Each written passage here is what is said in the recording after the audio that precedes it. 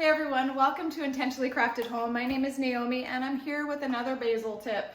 Throw a heck yeah in the comments if you've experienced this next scenario. You buy some basil at the grocery store in this beautiful clamshell packaging and you throw it into the refrigerator, hoping that it will stay fresh like most of your herbs do.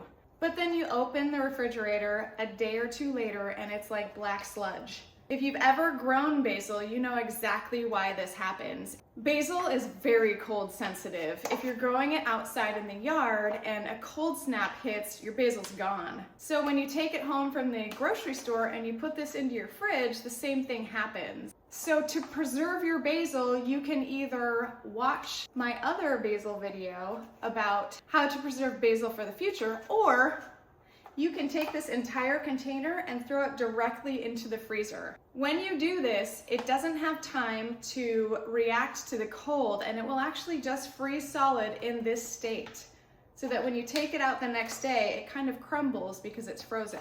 Now, I wouldn't freeze the basil if you're looking to use it in, say, cocktails, because it kind of turns to mush when you reconstitute it, but it is wonderful for any sauces and soups that you're making. Anyhow, if you found this video helpful at all, please subscribe and share it with a friend who you think might appreciate gardening tips and tricks, home and garden, DIY projects, craft videos, and lots of yummy recipes.